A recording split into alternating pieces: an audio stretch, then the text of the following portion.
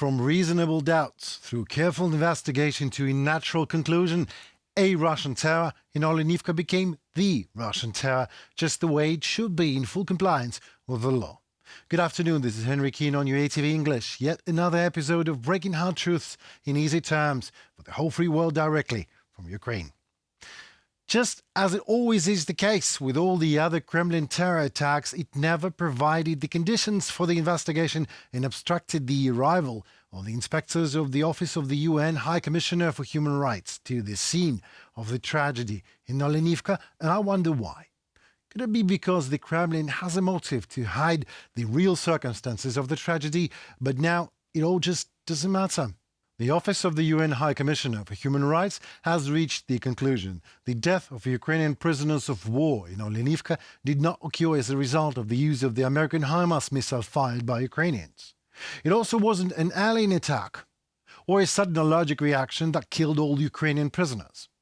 They also did not die as a result of no earthquake, no attack of the killer tomatoes, nor was it a collective suicide, old age, any kind of illness or boredom or unrequited love.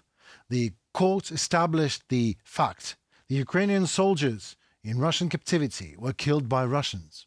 All Russian crimes goes with a lie within it by default, naturally. The UN statement is another natural example of exposing natural Russian lies on an international level. Our world partners stand in solidarity with Ukraine in terms of Russian propaganda. And those responsible for the murder of Ukrainian prisoners of war will be brought to justice in strict accordance with international law. These Russian terrorist attacks in Olenivka will soon be 1 year old. All the clumsy attempts of the Kremlin to shift the responsibility for the murder towards Ukrainian Western weapons is not just cynical and ill, as it always is the case for Russia. This time it is even somewhat pitiful for the Kremlin being so helplessly lying. This is one of the largest Russian war crimes committed during a full-scale invasion of Ukraine, and one of the creepiest and most ridiculous, if you ask me. I mean, the whole world is watching you. The whole world, all the goddamn tracking satellites monitor the movements of the units of your army every single moment, and absolutely everyone is watching the HIMARS missiles, which, after all, in contrast to Putin's honor, really do exist and are real and huge and very, very noticeable weapons. Whatever you say, Russians, but don't say that wasn't what you meant, when all actually will be Ukraine. It is no surprise Russia acting unlawfully in Ukraine, since there is no law inside Russia itself. In Rostov-on-Don, another trial of, or better said against, Ukrainian POWs started. 18 servicemen of the battalion Aidar were accused of belonging to a unit of the armed forces of Ukraine and performing their battle duties. The very fact this trial violates the Geneva Conventions and is illegal, and its consequences, results and conclusions are legally void, means nothing to Russia. Of course, it is Putin's property, you see, Putin's Russia. Therefore, only Putin's law reigns. This is not the first experience of gross violation of international laws for the Russian court in Rostov. On June 16th, 2023, Ukrainian heroes of the Azov unit POWs were tried by criminal Russian judges in that same court. All the fictitious sentences of Putin's oppressive pocket judiciary will not interfere with the process of returning our people home. Russian courts will receive a proper legal evaluation within the framework of further international processes over Russian military criminals. And Ukraine? Well, Ukraine won't leave our own people in trouble. We are a small country, you know. Every hero counts. For the first time, Ukraine used a new crisis response format situation based on the Vilnius Summit of the Alliance. The Ukraine-NATO Council has proven itself to be an effective mechanism for fast-needed crisis consultations. Ukraine's allies strongly condemned the failure of the grain agreement and attempts of Russia to stop the export of Ukrainian agricultural products and attacks against Ukrainian ports.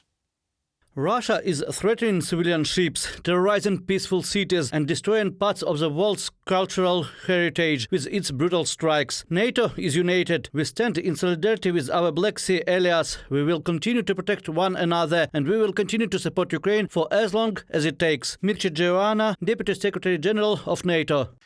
Council also condemned Russia's recent missile attacks on Odessa, Mykolaiv and other port cities, including an attack on the Ukrainian grain storage facility in the new port city of Reni. Allies noted that Russia's new warning area in the Black Sea with the Bulgaria's exclusive economic zone has created new risks for miscalculation and escalations, as well as serious impediments to freedom of navigation.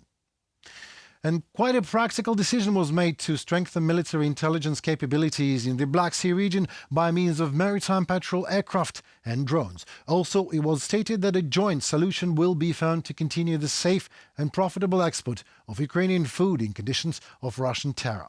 Also, the members of newly created Ukraine NATO Council will be equal and will solve tasks on the path of Ukraine's accession to NATO alliance. And since last year, in response to Russia's war of aggression against Ukraine, NATO has significantly increased its presence in the Black Sea region, including with 2 new multinational battle groups in Bulgaria and Romania. However, there always is a however. Ben Hodges, the former commanding general of the U.S. Army in Europe, tells Time Mag that although the formation of the Council marks an important step, it is not enough on its own. It's more than cosmetic, but it's not much more. Hodges says when it comes to Ukraine and Europe's long-term security, nothing short of NATO membership is going to suffice.